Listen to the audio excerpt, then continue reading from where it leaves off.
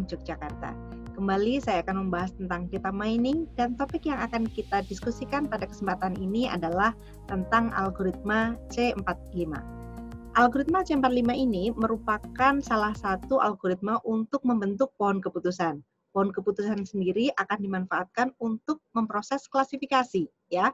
Klasifikasi sudah kita bahas dalam video yang pertama, yaitu Introduction to Data Mining, ya, bahwa klasifikasi ini adalah sebuah cara untuk mengkelaskan, ya, menunjukkan kelas dari data yang baru berdasarkan pada data-data masa lalu, ya, yang sudah diketahui kebenarannya. Ini termasuk pada supervised learning, ya, di mana kita harus menyiapkan data training yang sudah diketahui kelasnya terlebih dahulu. Kalau pada video sebelumnya kita membahas tentang KNN, K-nearest neighbor, ya, ketika ada data baru, maka kita akan membandingkan atau menghitung similarity antara data tersebut dengan seluruh data yang ada di dalam kasus yang lama, ya. Kemudian akan menentukan kasus mana atau yang terdekat dengan data tersebut. Nah, berbeda dengan itu, di dalam pohon keputusan yang dilakukan adalah kita akan membuat pohon dari data yang lama, kemudian nanti ketika ada data baru, tinggal kita mengikuti cabang-cabang yang ada di dalam pohon tersebut. Referensi yang akan saya gunakan adalah 4 buah buku ini. Yang pertama adalah buku Algoritma Data Mining yang saya tulis pada tahun 2009, kemudian Discovering Knowledge in Data, Data Mining Teknik, dan juga C4.5 Program for Machine Learning yang ditulis oleh J. Ross Quinlan. Beliau adalah penemu dari algoritma C45 ini. Apa yang dimaksud dengan pohon keputusan? Pohon keputusan merupakan sebuah struktur yang dapat digunakan untuk membagi kumpulan data yang besar menjadi himpunan-himpunan rekod yang lebih kecil dengan menerapkan serangkaian aturan keputusan. Dengan masing-masing rangkaian pembagian, anggota himpunan hasil menjadi mirip satu dengan yang lainnya. Sebuah model keputusan terdiri dari sekumpulan aturan untuk membagi sejumlah populasi yang heterogen menjadi lebih kecil, lebih homogen dengan memperhatikan variabel tujuannya. Bagaimana saya jelaskan terdahulu di dalam video-video sebelumnya bahwa di dalam klasifikasi ini kita harus memiliki satu variabel target, ya, dan juga variabel-variabel penentu, ya. Misalnya di dalam KNN kemarin kita mempunyai variabel target adalah apakah seorang nasabah itu bermasalah atau tidak, ya, dengan memperhatikan jenis kelaminnya, pendidikannya, agamanya, dan sebagainya, ya. Nah, di dalam pohon keputusan pun seperti itu, kita harus memiliki data training dan data testing, ya, terutama adalah data training untuk membentuk pohon keputusannya yang terdiri dari beberapa variabel, salah satu diantaranya adalah variabel target.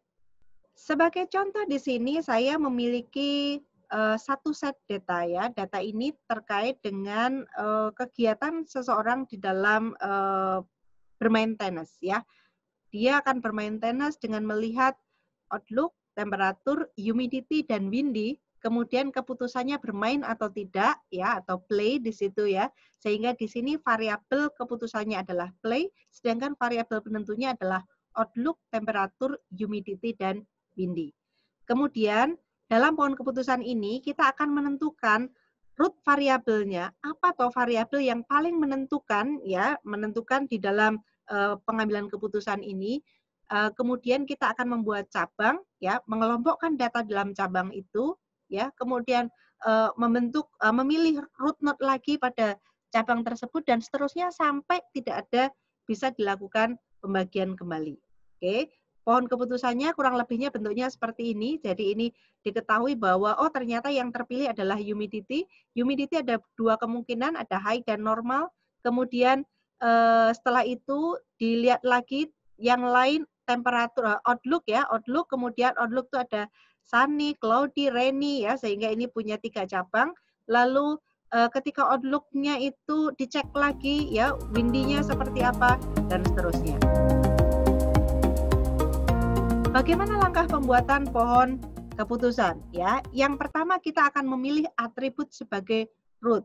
Bagaimana caranya memilih atribut sebagai root? Yang seperti apa yang akan kita pilih? Tentu saja yang paling bisa membuat keputusan itu dengan cepat ya. Ketika kita datang ke dokter. Dokter itu bertanya banyak sekali baru memutuskan. Tentu tidak nyaman bagi kita karena kita harus menunggu lama untuk bisa mendapatkan keputusan ya. Kita akan lebih senang ketika seorang dokter bertanyanya tidak terlalu banyak tetapi hasilnya akurat. Nah, inilah yang akan kita cari. Pertanyaan apa yang paling bisa menentukan keputusan benar, begitu kan? Nah, ini yang kita sebut sebagai root note. Kemudian setelah ketemu root note-nya kita akan membuat cabang ya untuk masing-masing nilai. Setelah itu kita akan bagi kasus ke dalam cabang tersebut dan mengulangi proses untuk masing-masing cabang sampai semua kasus pada cabang memiliki kelas yang sama. Sekarang tantangannya adalah bagaimana cara memilih root node-nya ya. Nah, dalam algoritma C4.5 pemilihan root node didasarkan pada gain tertinggi di mana gain itu diperoleh dari entropi dibagi dengan proporsi entropi pada tiap-tiap variabel ya. Nah, ini entropi sendiri itu diperoleh dengan persamaan ini. Saya akan berikan contoh ya dengan data yang sudah saya jelaskan tadi, yaitu seseorang akan bermain tenis atau tidak. Kemudian kita akan menentukan apakah variabel yang bisa digunakan sebagai root node. Apakah outlook, temperatur, humidity, atau windy. Sehingga kita bisa memutuskan seseorang play atau tidak play. Ya, caranya bagaimana? Kita akan menghitung jumlah kasus. Total kasus di sini ada 14 ya. Di sini ada 14 kasus ya, bisa diperhatikan ini jumlahnya 14. Kemudian keputusannya ada no, ada yes. Ada dua macam ya. Sehingga saya akan membuat tabel ya. Saya akan membuat tabel untuk bisa menghitung entropi dan gain sesuai dengan persamaan tadi. Oke, tabelnya terdiri dari ini ya. Saya buatkan di sini ada total datanya yaitu 14, lalu S1 atau keputusan pertama yaitu 4. 4 ini yang no keputusannya bisa dihitung di sini ada 1 ya, 2, kemudian 3, lalu 4. Ada 4 saya tuliskan di sini. Yang yes otomatis 14 dikurangi 4 ya karena kita hanya punya 2 keputusan. Walaupun sebenarnya dalam algoritma C45 memungkinkan keputusannya tidak hanya 2. Oke. Kemudian setelah itu saya akan buat baris-baris ya sesuai dengan variabel yang saya punya. Di situ ada outlook, kemudian ada temperatur, ada humidity dan windy. Lalu saya hitung datanya. Di sini untuk outlook isinya ada 3 macam, ada cloudy, sunny, cloudy, rainy ya. Ini ada sunny, ada cloudy, ada rainy. Sehingga di sini saya tulis ada cloudy, rainy, sunny, ini kebetulan diurutkan berdasarkan abjad, walaupun tidak harus begitu ya. Kemudian cloudy-nya kita hitung ada berapa banyak sih total cloudy-nya. Kita hitung 1, 2, 3, 4. Ada 4, saya tulis di bagian sini. Kemudian setelah itu akan saya lihat dari 4 tersebut berapa yang iya, berapa yang tidak ya. Ini iya, iya, iya, iya. Semuanya iya, artinya no-nya 0, kemudian yang yes itu 4 ya. Demikian pula dengan yang rainy, kita akan hitung dengan cara begitu, yang sunny juga akan kita hitung dengan cara seperti itu. Setelah itu kita pindah ke temperatur, temperatur ada hot, mild, dan cool ya. Di situ juga kita lihat berapa jumlah kasusnya, berapa yang tidak, berapa yang iya. Oke. Setelah itu, setelah saya memiliki data jumlah kasus baik yang keputusannya tidak maupun yang iya, berikutnya saya akan menghitung entropi. Entropi dengan memanfaatkan persamaan ini ya. Persamaan tersebut caranya bagaimana? Entropi ini diperoleh dari entropi no total dan entropi yes total ya. Oke. Yang no ini yang saya maksud adalah dari sini ya, diperoleh rumusnya minus proporsinya 4/14 dikalikan log 2 4/14. Oke. Kemudian ditambah dengan minus 10/14 dikalikan log 2 10/14 ya, sehingga diperoleh nilai seperti ini perhitungannya, ini juga diperhitungkan seperti ini dan hasil akhirnya adalah sekian ya. Ini adalah entropi totalnya. Bagaimana dengan entropi yang lain ya? Untuk misalnya yang Reni nih, gimana cara menghitung entropinya? Sama ya, berarti kita akan memiliki minus 1/5 dikalikan log 2 ya, 1/5 ditambah dalam kurung ya, ini dalam kurung ya. Oke, yang ini kurang kurungnya ya.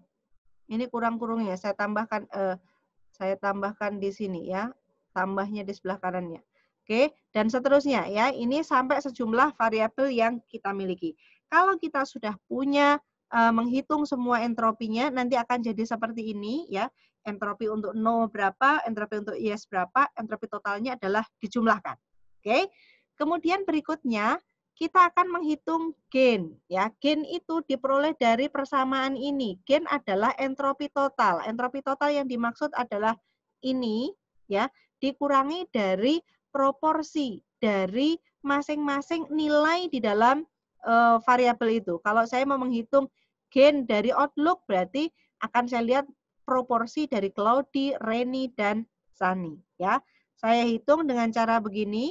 Entropi total dikurangi proporsi entropi Claudi ditambah proporsi entropi Reni ditambah proporsi entropi Sani. Dalam kurung ya, karena ini semua adalah mengurangi.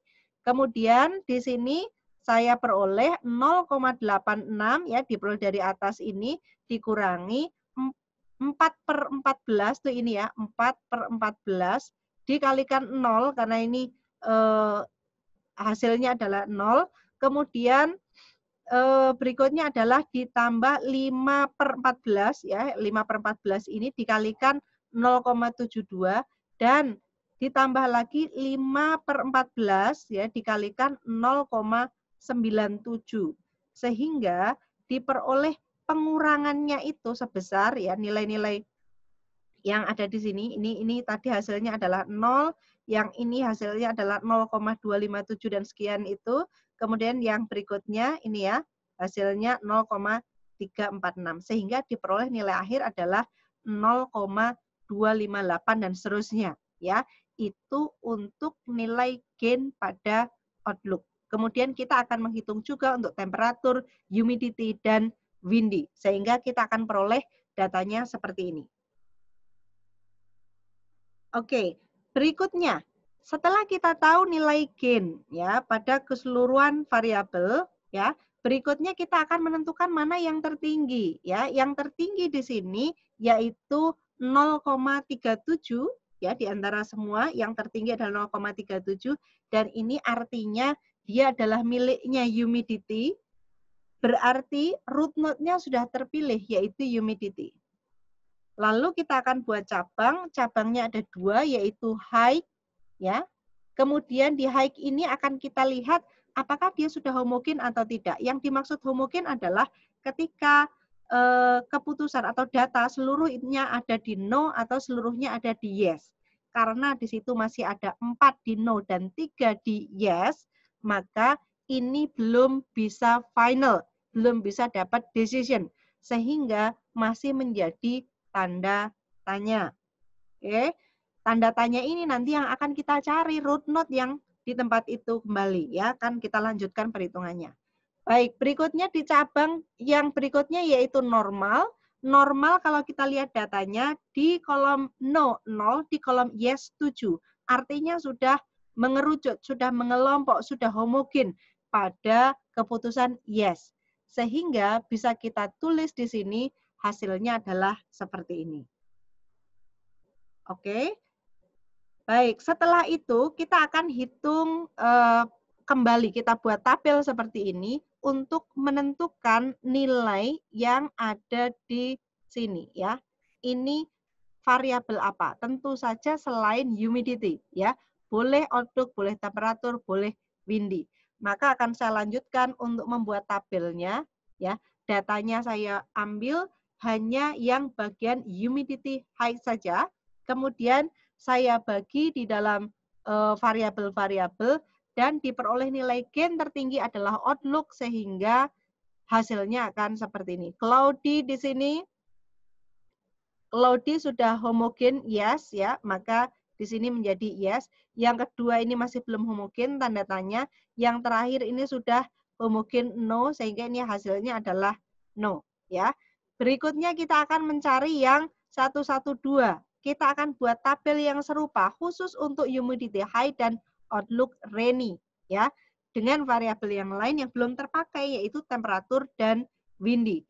Di sini kita peroleh gain tertinggi yaitu pada variabel windy sehingga diperoleh pohon keputusannya adalah seperti itu. Oke, baik. Mudah-mudahan bisa dipahami bagaimana langkah-langkah di dalam membuat pohon keputusan tadi dan supaya teman-teman lebih tahu bagaimana cara membuat pohon keputusan itu, saya berikan contoh kasus untuk bisa diselesaikan ya. Silakan untuk di-pause videonya pada bagian kasus dan coba diselesaikan. Apabila ada kendala bisa disampaikan pada bagian komentar untuk kita bahas bersama. Berikut adalah kasusnya, buat pohon keputusan dengan algoritma C45 dengan goal variabel berupa jumlah ya. Di sini saya memiliki 8 data di mana variabel penentunya adalah libur, cuaca, minggu ke, ya, kemudian variabel targetnya adalah jumlah. Sehingga ketika saya berada di suatu hari, suatu waktu, apakah dia libur, cuacanya bagaimana, minggu keberapa, saya harus menentukan jumlahnya banyak atau sedikit. Ini misalnya adalah kasus untuk penjualan suatu makanan misalnya, ya. Kemudian di sini diketahui log 2 0/1 itu tak terhingga. Ya, log 2 1/1 itu 0 dan seterusnya. Dan teman-teman sebenarnya bisa melakukan sendiri perhitungan log 2 ini dengan menggunakan Excel. Oke, cara menghitung log 2 dengan menggunakan Excel ini bisa menggunakan sama dengan log, kemudian nilai yang akan kita hitung misalnya 0,5, kemudian base-nya berapa? Yang kita gunakan adalah base 2, yaitu sebesar -1 ya. Nanti teman-teman bisa menghitung dengan data yang lain ya sehingga bisa diperoleh hasil selengkapnya. Tentu saja ketika kita membuat aplikasi kita tidak lagi manfaatkan Excel tetapi penghitungan log 2 itu bisa langsung diselesaikan dengan bahasa pemrograman. Oke, demikian yang dapat saya sampaikan tentang algoritma C45. Mudah-mudahan ini bisa dipahami bermanfaat untuk teman-teman semua. Tunggu video selanjutnya terkait dengan algoritma data mining yang lain. Terima kasih. Wassalamualaikum warahmatullahi wabarakatuh.